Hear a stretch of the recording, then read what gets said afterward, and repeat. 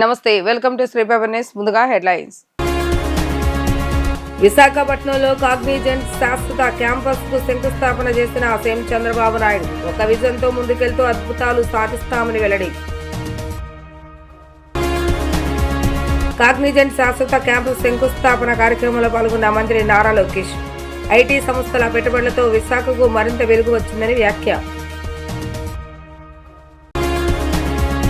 రాజధాని విషయంలో YCP TDP ప్రజలను మోసగించారన్న బీసీవై పార్టీ అధ్యక్షుడు బోడే రామచంద్ర యాదవ్. రాజధానిలో బీసీలకు 1000 ఎకరాలు కేటాయించాలని డిమాండ్. ఒక విజన్తో ముందుకు వెళ్తూ అద్భుతాలు సాధిస్తామని ఏపీ సీఎం చంద్రబాబు నాయుడు అన్నారు. నాలెడ్జ్ ఎకానమీ టెక్నాలజీకి విశాఖపట్నం కేంద్రంగా మారబోతున్నట్టు తెలిపారు. ఎకనామిక్ రీజియన్ కింద నగరాన్ని అభివృద్ధి చేస్తున్నామని అన్నారు. విశాఖపట్నంలో కాగ్నిజెంట్ శాశ్వత క్యాంపస్ కు ఆ సంస్థ ప్రతినిధులతో కలిసి సీఎం చంద్రబాబు నాయుడు ఐటీ మంత్రి లోకేష్ శంకుస్థాపన చేశారు. కాగ్నిజెంట్ సత్వ సంస్థతో పాటు మరో 7 ఐటీ సంస్థలకు భూమి పూజ చేశారు. అనంతరం నిర్వహించిన కార్యక్రమంలో చంద్రబాబు నాయుడు మాట్లాడుతూ కాగ్నిజెంట్ కు భారత్లో 5 సెంటర్లు ఉన్నాయని తెలిపారు. Health sciences, financial services, product and resources రంగాల్లో ముందున్నారని అన్నారు. భారత్ నుంచే 2,41,500 మంది కాగ్నిజెంట్ సంస్థకు పనిచేస్తున్నారని వెల్లడించారు. వీరిలో దాదాపు 80% మంది భారతీయులే. సంస్థ చీఫ్ కూడా మన దేశానికి చెందిన వ్యక్తే. అది మన భారతీయులు శక్తి అంటూ పేర్కొన్నారు. ఒకవైపు సముద్రం, మరోవైపు కొండలతో అందంగా ఉండే ప్రాంతం విశాఖపట్నం అని తెలిపారు. త్వరలో ఇక్కడికి మెట్రో కూడా వస్తుంది. అన్ని విధాలుగా అనుకూలమైన నగరం ఇది. ఒక విజన్తో ముందుకు వెళ్తున్నాం, అద్భుతాలు సాధిస్తామంటూ ఆయన పేర్కొన్నారు.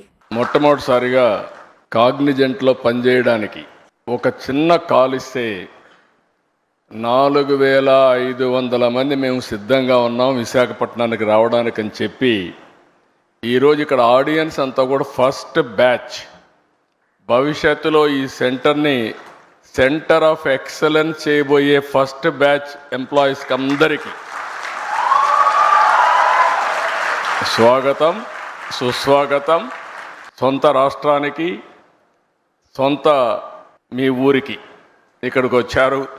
మిమ్మల్ని చూస్తే ఎంత జుబ్లియంట్గా ఉన్నారంటే మీరందరూ చాలా ఛార్జ్ అయి ఉన్నారు.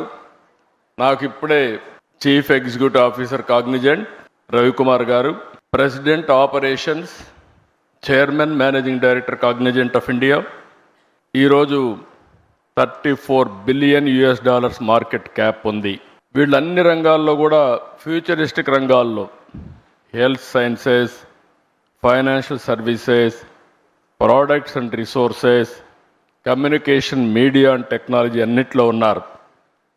ఈరోజు ఇండియాలో చూస్తే 2,41,500 మంది ఇండియా నుంచే పనిచేస్తారు. అంటే వీళ్ళ మొత్తం ఆర్గనైజేషన్లో 80% దగ్గర ఇండియన్స్ పనిచేస్తున్నారంటే కడాన చీఫ్ కూడా ఇండియన్ అంటే that is the power of Indians అని చెప్పి కూడా నేను మీకు తెలియజేస్తున్నా. విశాఖపట్నం ఈ సెంటర్తో నేను ఒకటే రవి గారికి చెప్పా, 5,000, 10,000 కాదు, మినిమం 25,000 ప్రారంభం. ఇది 50,000 1 లక్షకు పోవాల్సిన అవసరం ఉంది. బిగ్గెస్ట్ సెంటర్ ఇన్ ఇండియా ఇది విశాఖపట్నం.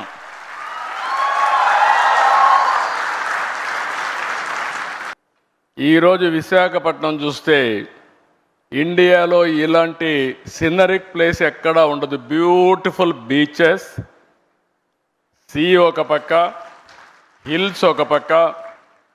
ఈ సిటీని చూస్తే మంచి ప్రజానికం కూడా. అలాంటి సిటీ ఇండియాలో బాంబే చూస్తున్నాం, బెంగళూరు చూస్తున్నాం, హైదరాబాద్ చూస్తున్నాం, చెన్నై చూస్తున్నాం. కానీ దీనికి ఉండే ఫ్యూచర్స్ ఏ సిటీకి లేవు. నేను అదే చెప్పాను రవి గారికి. రవి గారు మీ భువనేశ్వర్ పక్కనే, మీరు అక్కడ 80% తెలుగు వాళ్ళు, మీరు ఒక 20-30% ఒరిస్సా. కానీ ఒరిస్సా అంతా కూడా ఇక్కడికే వస్తారు పనిచేయడానికి. This will be the biggest centre for Orissa and Visakhapatnam. It is going to happen. విశాఖపట్నానికి కొన్ని యూనిక్ ఫీచర్స్ ఉన్నాయి. ప్రశాంతమైన ప్రాంతం, అందమైన ప్రాంతం. వైజాగ్ అంటే బెస్ట్ టూరిజం ప్లేస్. అలాంటి విశాఖపట్నం ఇప్పుడు నాలెడ్జ్ ఎకానమీకి, టెక్నాలజీకి కేంద్రంగా తయారవుతుంది. నెక్స్ట్ ఇయర్ ఆగస్టుకంతా Visakhapatnam airport, Bhogapuram international airport వస్తుంది. తొందరలోనే విశాఖపట్నంలో మెట్రో వస్తుంది.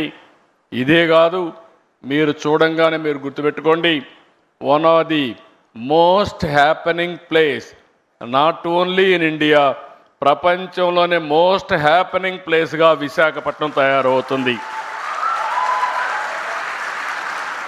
కాగ్నిజెంట్ పెట్టుబడులతో ఉపాధి అవకాశాలు మెరుగుపడతాయని మంత్రి నారా లోకేష్ అన్నారు. ఐటీ సంస్థల పెట్టుబడులతో విశాఖకు మరింత వెలుగు వచ్చిందని చెప్పారు. రాష్ట్రంలో పెట్టుబడులు పెట్టే వారికి అన్ని సదుపాయాలు కల్పిస్తామని ఆయన స్పష్టం చేశారు.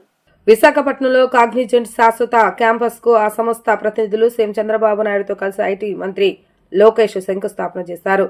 కాగ్నిజెంట్ సత్వ సంస్థతో పాటు మరో 7 ఐటీ సంస్థలకు భూమి పూజ చేశారు. అనంతరం నిర్వహించిన ఈ కార్యక్రమంలో లోకేష్ మాట్లాడుతూ ఈజ్ ఆఫ్ డూయింగ్ బిజినెస్ నుంచి స్పీడ్ ఆఫ్ డూయింగ్ బిజినెస్ కు మారామని అన్నారు. రాయితీ ప్యాకేజీపై మంత్రివర్గంలో కూడా చర్చించామని తెలిపారు. మౌలిక సదుపాయాల కల్పనలో ఒక్క అడుగు ముందున్నామని అన్నారు. రియల్ టైంలో కార్యకలాపాలు ప్రారంభం కావటమే మాకు కావాల్సిందని పేర్కొన్నారు. గత 18 నెలల నుంచి అనేక సంస్థలు పెట్టుబడులకు ముందుకొచ్చాయని తెలిపారు. వాటికి వెంటనే భూ కేటాయింపులు జరుగుతున్నాయని, జాప్యం లేకుండా అన్ని అనుమతులు మంజూరు చేస్తున్నామని వెల్లడించారు. విజనరీ సీఎం చంద్రబాబు నాయుడు నాయకత్వంలో పనిచేయడం అదృష్టమని అన్నారు. We already launched your interim center where close to 1,000 people will be working, engaging across future sectors like AL, AI, ML, digital engineering, cloud computing and advanced technologies. This investment will bring high quality jobs and strengthen our digital ecosystem and signal the new dawn of tech era for the great city of Visakhapatnam. Today is not an investment in land, this is an investment in possibilities. Every seat in this campus is a job, a dream, a future being built for the youth of Andhra Pradesh. And from this dais, I'd like to make a promise to the Honorable Chief Minister. Sir, you always talk about the 1995 era that you're proud of. 2024 era has started. We will make you proud. We will make Andhra Pradesh proud. We will make Telugu community proud. In Andhra Pradesh, ease of doing business is anyway given. We are today talking about speed of doing business. In Andhra Pradesh, decisions don't get stuck in files. They turn into foundations like today. To a lot of the entrepreneurs, to a lot of the Fortune 500 companies who are here today, where I had the opportunity to break ground on your campuses. All of you know I never even met you till you broke ground. That was my understanding with all of you. I said, I'll clear everything, but I will see you at the ground breaking.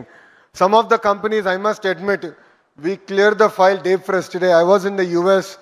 In my travel between US and Canada, I cleared the files. Yesterday in the cabinet meeting, their incentive package got cleared, and today we broke ground. That is the speed of doing business that Andhra Pradesh means.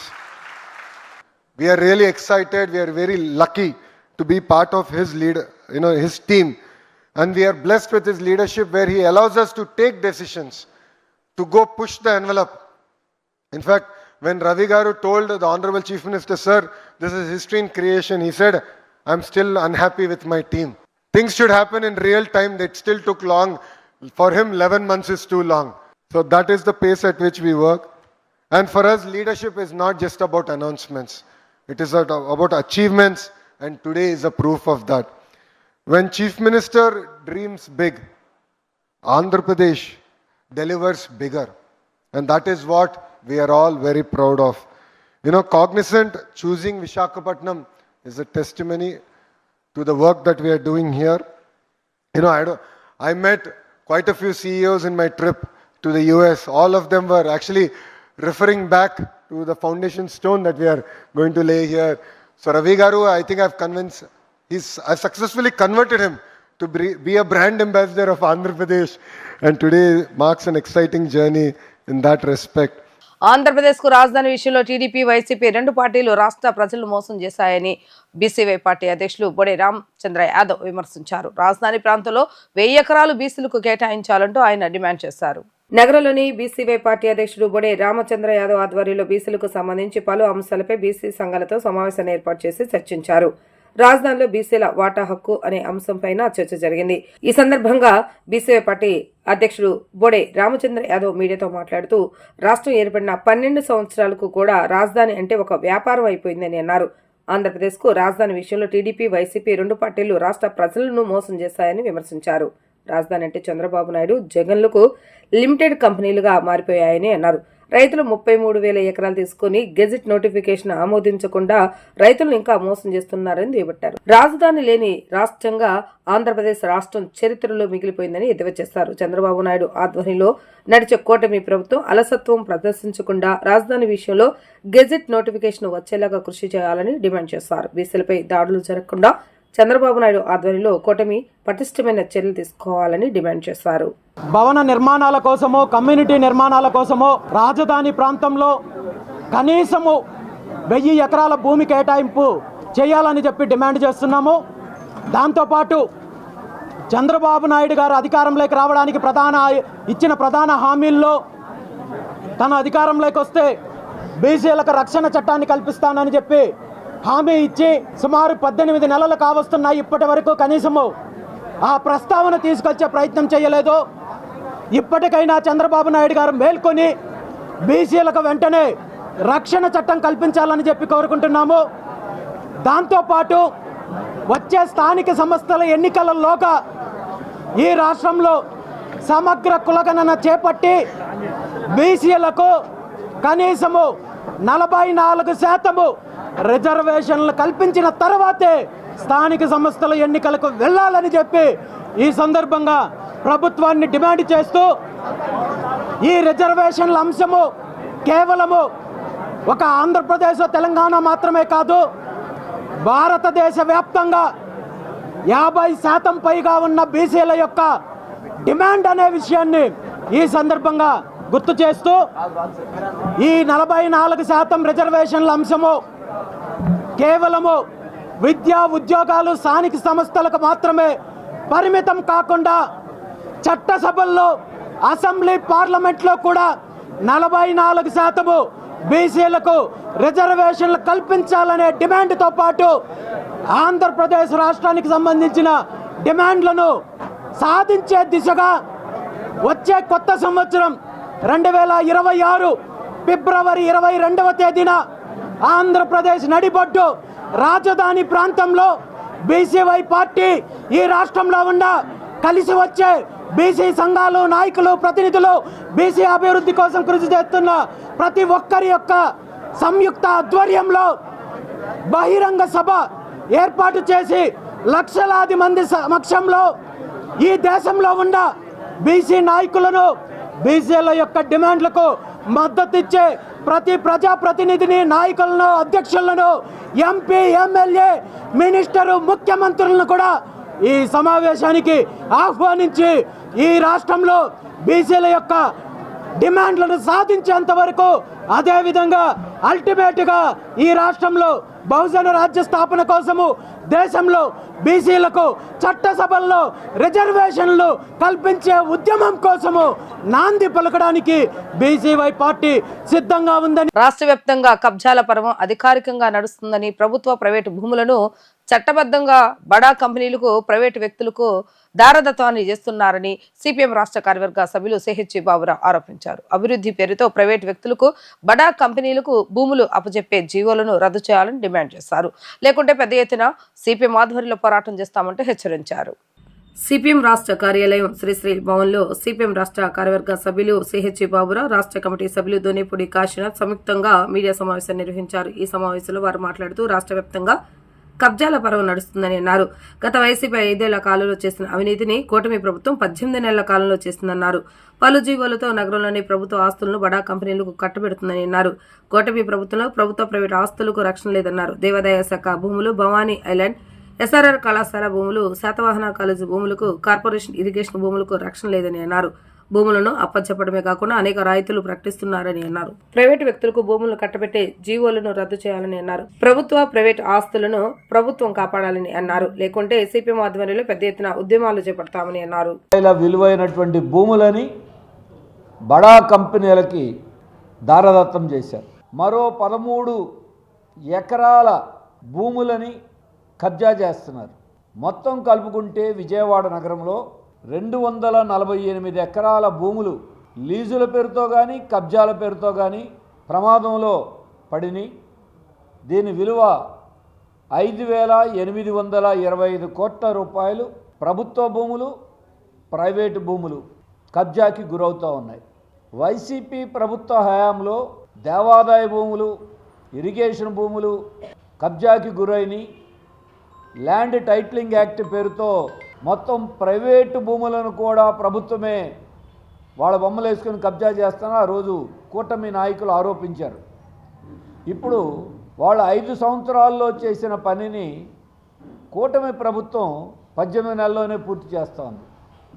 రికార్డులు బద్దలు కొడుతూ ఉంది. గత ప్రభుత్వంతో పోటీ పడుతూ ఉన్నారు. అందులో కీలకమైనటువంటిది భవానీ ఐలాండ్ లీజు పేరుతో ప్రైవేటీకరణ చేస్తూ ప్రభుత్వం జీవో నెంబర్ 42 విడుదల చేసింది. పేరుకి 10 ఎకరాలు మాత్రమే ఆ జీవోలో పేర్కొన్న సుమారు 4,600 కోట్ల రూపాయల విలువైన 230 ఎకరాల భూమి భవానీ ఐలాండ్లో ఉంది. అంటే 10 ఎకరాలకు లీజు కడతారు, 230 ఎకరాలు వాళ్ళు కబ్జా చేస్తారు. ఇప్పటికే విశ్వనాథ్ ఎవెన్యూస్ అనేటువంటి ఒక సంస్థకి లీజుకి ఇచ్చేశారు. అందరికీ తెలుసు, పాత బస్టాండ్ స్థలం జీవో నెంబర్ 137 ద్వారా 400 కోట్ల రూపాయల పైగా విలువైనటువంటి 4 ఎకరాల 15 సెంట్ల స్థలాన్ని లూలు మాల్ సంస్థకి కారు చౌకగా దఖలు చేసేశారు. భూముల కేటాయింపు అభివృద్ధి పేరుతో చేసేది భారీ కుంభకోణం. గతంలో తెలుగుదేశం ప్రభుత్వం, తెలుగుదేశం పార్టీ 2012లో ఆ రోజు ఉన్నటువంటి కిరణ్ కుమార్ రెడ్డి గారి ప్రభుత్వం భవానీ ఐలాండ్ని ఆ రోజు ఉన్నటువంటి గంటా శ్రీనివాసరావు గారి ప్రత్యూష కంపెనీకి లీజుకి ఇస్తే టీడీపీ ఆ రోజు వ్యతిరేకించింది. మేము ఇప్పుడు వ్యతిరేకమే. అప్పుడు ప్రతిపక్షంలో వ్యతిరేకించిన పార్టీ ఇవాళ అదే ఇంకొక కంపెనీకి, అది కూడా ఒక బెనామీ కంపెనీనే. తెలుగు భాష ఔన్నత్యం, సాంస్కృతిక వైభవాన్ని తెలియజేసేలా అధికార భాషా సంఘం పనిచేస్తుందని మండలి వెంకటకృష్ణారావు అధికార భాషా సంఘం నూతన చైర్మన్ గా నియమితులైన పి. త్రివిక్రమరావు తెలిపారు. అందరి సూచనలు సలహాలతో భాషా సంఘం పురవ అభివృద్ధికి కృషి చేస్తానని ఆయన స్పష్టం చేశారు. ఆంధ్రప్రదేశ్ రాష్ట్ర సృజనాత్మకత సంస్కృతి సమితి ఆధ్వర్యంలో భవానీపురంలోని హరిత బెరం పార్క్ సమావేశ మందిరంలో నిర్వహించిన కార్యక్రమంలో అధికార భాషా సంఘం నూతన చైర్మన్ గా త్రివిక్రమరావు పదవి బాధ్యతలు చేపట్టారు. ముఖ్య అతిథిగా హాజరైన పర్యాటక శాఖ మంత్రి కందుల దుర్గేష్ త్రివిక్రమరావుతో కలిసి ప్రమాణం చేయించారు. అనంతరం త్రివిక్రమరావు మాట్లాడుతూ అందరి సలహాలు సూచనలతో ముందుకు వెళ్తానని తెలిపారు. మండలి వెంకటకృష్ణారావు అధికార భాష చైర్మన్గా శ్రీ పి. త్రివిక్రమరావు గారు ప్రమాణ స్వీకారం జరిగిన సందర్భంగా ఆయనకి ధన్యవాదాలు, శుభాకాంక్షలు తెలియజేయడానికి మేము ఆయన దగ్గరికి విచ్చేసాం. ఈ సందర్భంగా తెలుగు దివ్య తెలుగు మూలాల అధ్యయన సంఘం వ్యవస్థాపక అధ్యక్షులుగా గౌరవ ముఖ్యమంత్రి గారికి ధన్యవాదాలు తెలియజేసుకుంటున్నాం. ఎందుకంటే 1995 నుంచి పార్టీ కార్యాలయంలో అనేక సేవలు అందించిన పి. త్రివిక్రమరావు గారికి మరవకుండా ఆయన్ని తిరిగి చైర్మన్గా, అధికార భాష చైర్మన్గా నియమించడం అంటే పార్టీకి పనిచేసిన వాళ్ళని 95 నుంచి పనిచేసిన వాళ్ళని కూడా మా ముఖ్యమంత్రి గారు గుర్తుపెట్టుకొని అధికార పదవి ఇవ్వటం వల్ల కార్యకర్తలు అందరికీ ఎంతో ఆనందంగా ఉంది. అలాగే ఈ సందర్భంగా గౌరవ ముఖ్యమంత్రి గారికి కృతజ్ఞతలు, ధన్యవాదాలు తెలియజేసుకుంటున్నాం. తెలుగు దివ్య తరపున తెలుగు దివ్య అనే సంస్థని స్థాపించి తెలుగు భాష యొక్క ఔన్నత్యాన్ని, ప్రాముఖ్యతను తెలుగు వారందరికీ తెలియజేయాలి. అదేవిధంగా తెలుగు ఏ విధంగా పుట్టింది, తెలంగాణ అనే పదం ఏ విధంగా పుట్టింది, తెలుగు తొలి శాసనం ఏమిటి, దానికి కృషి చేసినటువంటి మహనీయులు ఎవరు, ఇటువంటి అనేక అంశాల మీద చారిత్రకంగా పరిశోధన చేసినటువంటి మిత్రులు, సోదరులు రాజుగారికి, అదేవిధంగా లక్ష్మీ తులసి గారికి, ఆ దంపతులు ఇద్దరు కూడా తెలుగు భాషకు సంబంధించి చేస్తున్నటువంటి కృషిని ముందుగా నేను అభినందిస్తున్నాను. వారు ఈరోజు తెలుగు దివ్య సంస్థ ద్వారా వెలికి తీసినటువంటి విషయాలు చాలా అమూల్యమైనవి. వారు చెప్పినట్లుగా ఆ శాసనాలకు ఎంతో చారిత్రక ప్రాముఖ్యత, ప్రాధాన్యత ఉన్నవి. వాటిని కాపాడుకోవాల్సినటువంటి బాధ్యత మనందరిది, ప్రతి ఒక్కరిది. ఇది శాశ్వతంగా దీనిని కాపాడుకోవాలి. అందుకు రాష్ట్ర ప్రభుత్వం, ముఖ్యమంత్రి గౌరవ నారా చంద్రబాబు నాయుడు గారిని కూడా వారు కలుస్తామంటున్నారు. కలిసి దాని యొక్క ప్రాముఖ్యతను ఆయన దృష్టికి తీసుకెళ్తారు. నేను కూడా నా వంతుగా అధికార భాషా సంఘం చైర్మన్గా ఈ బాధ్యత నా మీద కూడా ఉన్నది. కాబట్టి అందరం కలిసి ఈ చారిత్రక అంశాలను పరిరక్షించుకోవాలి, తర్వాత తరాల వారికి అందించాలి, వాటికి శాశ్వతత్వం అనేటువంటిది కల్పించాలనేటువంటిది భావన నాకు కూడా ఉంది.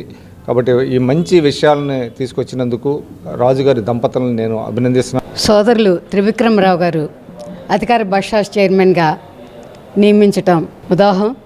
అయితే ఆయనకి ఈ పదవి ఇచ్చిన నారా చంద్రబాబు నాయుడు గారికి కృతజ్ఞతలు తెలియజేసుకుంటూ వారి ముందుకి ఒక విషయం తెలియజేయటానికి వచ్చాము.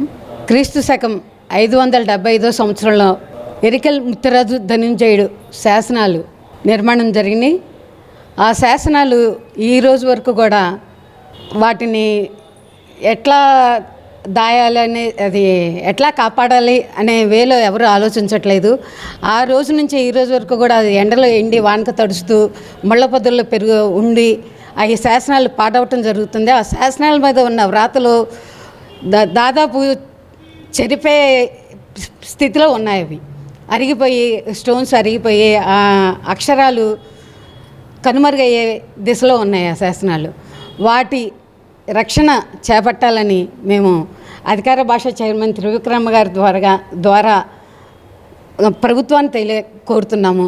డయాబెటిస్ వల్ల ఏర్పడే రుగ్మతులు, వాటి నివారణపై అవగాహన కల్పించే ఉద్దేశంతో ఏపీ డిఎఫ్ కాన్ 2025 జాతీయ సదస్సు ఈ నెల 14వ తేదీన విజయవాడలో జరగనుంది. ఏపీ డిఎఫ్ కాన్ అధ్యక్షులు మరియు ఆర్గనైజింగ్ సెక్రటరీ డాక్టర్ ఎల్మంశ్రీ సదాశివరావు తెలిపారు. Andhra Pradesh diabetes foundation, Indian medical association సంయుక్తంగా ఈ సదస్సు నిర్వహిస్తున్నట్లుగా వెల్లడించారు. లబ్బిపేటలోని హోటల్ జిఆర్టీ గ్రాండ్ లో ఈ నెల 14వ తేదీన ఏపీ డిఎఫ్ కాన్ 2025 జాతీయ సదస్సు జరిగే ఈ సదస్సుకు దేశవ్యాప్తం నుంచి 500 మంది ప్రముఖ వైద్యులు హాజరవుతారని, 20 మంది జాతీయ నిపుణులు డయాబెటిస్ కు సంబంధించిన తాజా పరిణామాలపై ప్రసంగిస్తారని పేర్కొన్నారు. జేఎల్పీ ఎన్లాగ్ ఔషధం అందుబాటులోకి రావడంతో చికిత్సలో మెరుగైన ఫలితాలు కనిపిస్తాయని చెప్పారు. కొత్తగా కనిపిస్తున్న షుగర్ రకాల వల్ల గుండె, కిడ్నీ వంటి అవయవాలపై ప్రభావం పెరుగుతుండగా తాజా మందులు ఆ అవయవాలను కాపాడటంలో సహాయపడతాయని తెలిపారు. ఔషధ ధరలు కూడా నియంత్రణలో ఉండటం రోగులకు ఆర్థిక భారం తగ్గిస్తున్నట్లుగా పేర్కొన్నారు. ప్రస్తుత పరిస్థితుల్లో స్థూలకాయాన్ని ఒక ముఖ్య ఆరోగ్య సమస్యగా పరిగణిస్తున్నామని తెలిపారు. 14వ తారీఖున సండే మార్నింగ్ జిఆర్టీ గ్రాండ్ హోటల్లో 34th Andhra Pradesh diabetes federation conference conduct చేస్తున్నాము. దీంట్లో ఆల్రెడీ 500 మంది delegates have registered themselves and 20 మంది speakers from all over India are coming here to participate in this conference. So every year this conference is conducted in various parts of the state anamata. So delegates kuda anni pradeshala nunchi kuda mana state lo nunchi vastunnaru ikkade kaakunda. So we expect and we are going to discuss about the latest things that have been happening in the field of diabetes and endocrinology, and all the doctors, physicians, endocrinologists and general practitioners will be attending this conference. ఆదివారం December 14న ఏపీడిఎఫ్ అంటే Andhra Pradesh diabetes federation 34వ సదస్సు జరుగుతుంది. ఇది ప్రతి సంవత్సరం జరిగే state conference. ఈ year విజయవాడలో జరుగుతుంది. సో ఈ సదస్సులో ఇప్పుడు డాక్టర్ సదాశివరావు గారు చెప్పినట్టుగా డయాబెటీస్లో వచ్చిన కొత్త ఆవిష్కరణలు ఒకటి ఏంటంటే, ఈ డయాబెటీస్ అనేది చాలా కారణాల వల్ల రావచ్చు. దాంట్లో వచ్చే కొత్త కారణాలని కనిపెట్టడం, దాని పరంగా ట్రీట్మెంట్స్ ఇవ్వడం వల్ల మనం మెరుగైన డయాబెటీస్ కేర్ ఇవ్వగలుగుతాం ప్రజలకి. నెక్స్ట్ దాని తర్వాత వచ్చేది ప్రెగ్నెన్సీ ఇన్ డయాబెటీస్. సో మనం సాధారణంగా ఈ డయాబెటీస్ ఇన్ ప్రెగ్నెన్సీ అనేది 24 వారాలు 36 వారాల దగ్గరే మనం టెస్టింగ్ చేస్తున్నాము ఇన్ని రోజులు. బట్ ఒక ఉమెన్ ప్రెగ్నెంట్ అని తెలిసినప్పుడు కూడా డయాబెటీస్ ఉండే అవకాశం ఉండొచ్చు ప్రెగ్నెన్సీ వల్ల. అందుకని ఎర్లీగా టెస్ట్ చేసి ఎర్లీగా వాళ్ళని ఐడెంటిఫై చేయడం వల్ల ఇంకా బెటర్గా తల్లికి మరియు శిశువుకి మనం కేర్ అందించగలుగుతాం.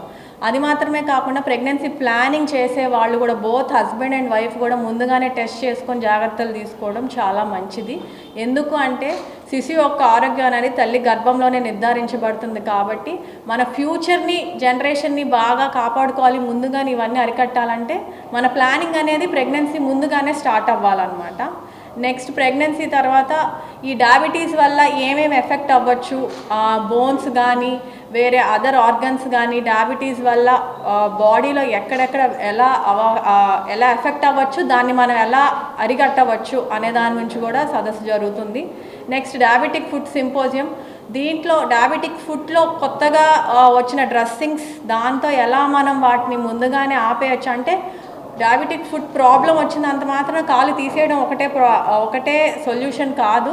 మనం ఎలాగైనా వాటిని కొత్త డ్రెస్సింగ్స్ యాజ్ వెల్ యాజ్ అన్నిటికన్నా more important is diabetic sugar control.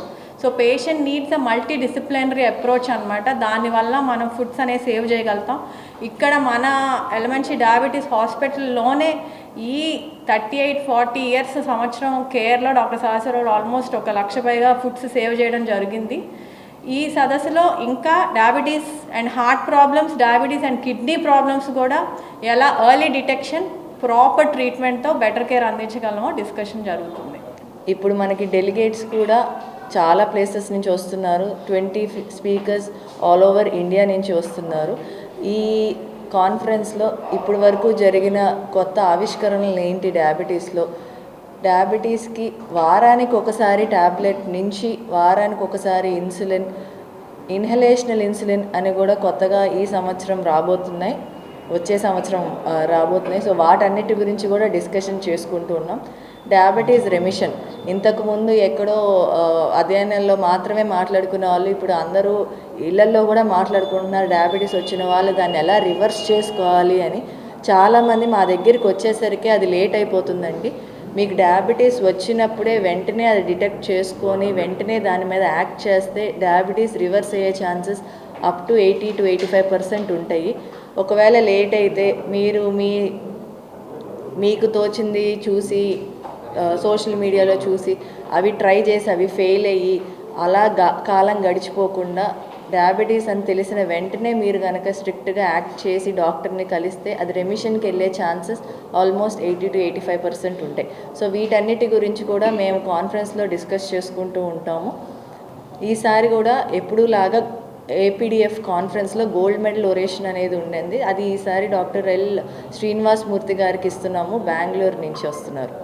ప్రపంచంలో అతిపెద్ద జ్యువెలరీ సంస్థలో ఒకటైన మల్బార్ గోల్డ్ డైమండ్స్ తమ విజయవాడ షోరూంలో మైండ్ డైమండ్ షోను ప్రారంభిస్తున్నామని, మల్బార్ గోల్డ్ అండ్ డైమండ్స్ అతి వేగంగా పెరుగుతున్న నమ్మకమైన జ్యువెలరీ బ్రాండ్.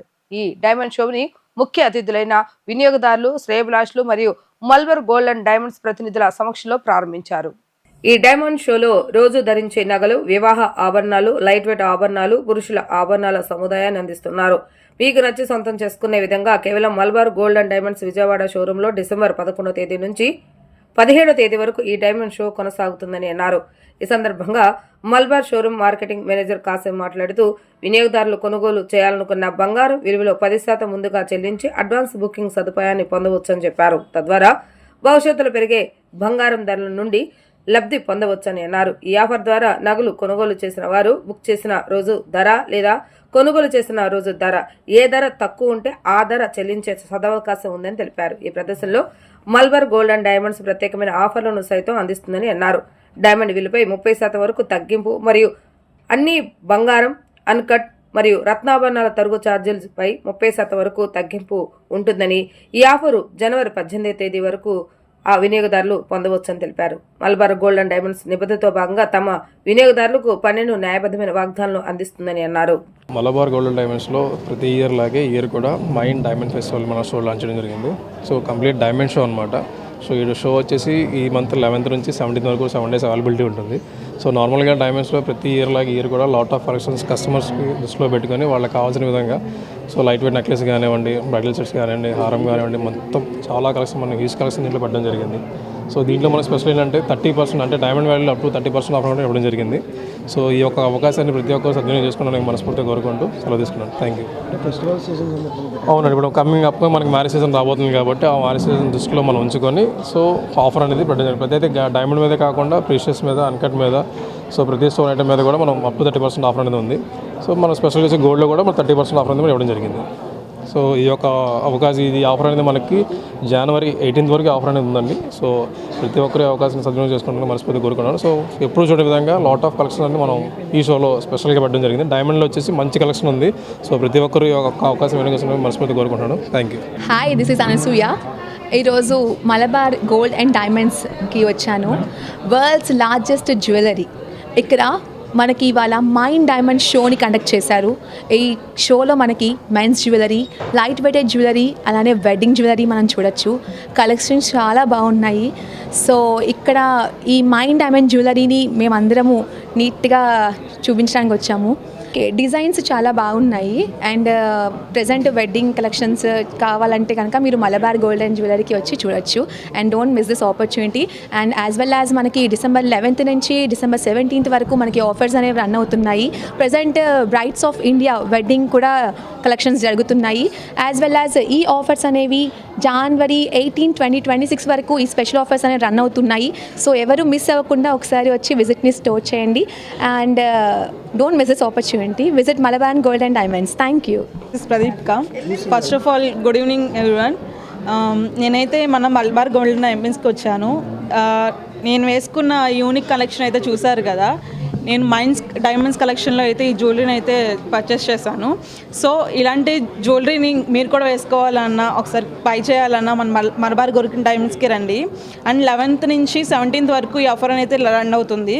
అండ్ ప్రతి డైమండ్స్ మీద, అంకర్స్ మీద కూడా, గోల్డ్ మీద కూడా 30% ఆఫ్ అయితే ఉండబోతుంది. సో మీరు కూడా ఈ కలెక్షన్ చూడాలనుకుంటే ఇచ్చేయండి. ఇక్కడ మహానటి సావిత్రి 90వ పుట్టినరోజు సందర్భంగా మహానటి సావిత్రి సాహిత్య సాంస్కృతిక కళాపీఠ సంక్షేమ సంఘం విజయవాడ తుమ్మలపల్లి కళాక్షేత్రంలో జరుగుతున్న కార్యక్రమానికి ముఖ్య అతిథిగా వంగవీటి మోహనరంగ కుమార్తె వంగవీటి ఆశాకిరణ్ హాజరయ్యారు. ఆమెకు సావిత్రి కళాపీఠం అధ్యక్షురాలు పరుచూరి విజయలక్ష్మి స్వాగతం పలికారు. మహానటి సావిత్రి విగ్రహానికి పూలమాలలు వేసి ఆమెకు నివాళులర్పించారు. ఈ సందర్భంగా ఆమె మాట్లాడుతూ అడిగిన వారికి లేదనకుండా నాకు తెలిసి ఇద్దరే సహాయం చేస్తారని గుర్తు చేసుకున్నారు. ఒకరు వంగవీటి మోహనరంగ అయితే మరొకరు మహానటి సావిత్రి అంటూ కొనియాడారు. మా నాన్న వంగవీటి మోహనరంగ ఆశయాలను నెరవేరుస్తానంటూ ఆమె హామీ ఇచ్చారు.